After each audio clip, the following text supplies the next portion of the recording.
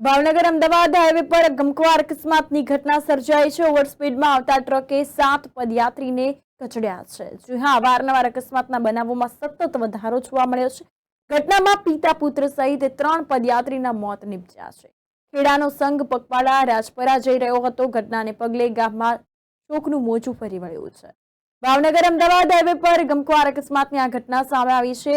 સનેસ ગામ નજીક ઓવરસ્પીડમાં આવતા ટ્રકે 7 યાત્રાળુઓને કચડ્યા હતા, જેમાં 3ના મોત થયા છે, જ્યારે 4ને ઈજા પહોંચી છે, જેથી તેઓને સારવાર અર્થે હોસ્પિટલ ખસેડવામાં આવ્યા છે। 40 યાત્રાળુઓનો સંઘ હતો અને ખેડા જિલ્લાના મહેમદાવાદ તાલુકાના વરસોલા ગામથી ભાવનગરના રાજપરા ખોડિયાર મંદિર આવી રહ્યો હતો। અકસ્માતથી ભાવનગર અમદાવાદ હાઈવે મોતની ચિચિયારીઓથી ગુંજી ઉઠ્યો હતો।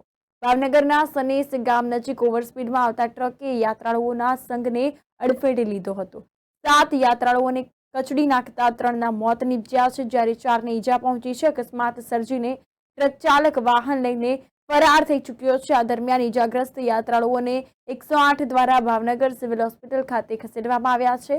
આ ઘટનામાં પિતા પુત્ર અને અન્ય એકનું મોત નીપજ્યું છે। યાત્રાળુ જિગ્નેશ ગઢવીએ જણાવ્યું હતું કે વરસોરથી સંઘ લઈને રાજપરા ખોડિયાર મંદિરે પગપાળા ચાલીને આવી રહ્યા હતા। આજે 6 દિવસ થયા હતા।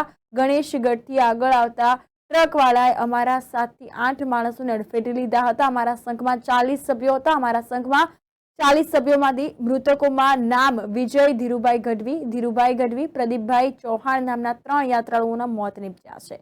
મૃતકો તમામ ખેડા જિલ્લાના મહેમદાવાદ તાલુકાના વરસોલા ગામના રહેવાસી હતા।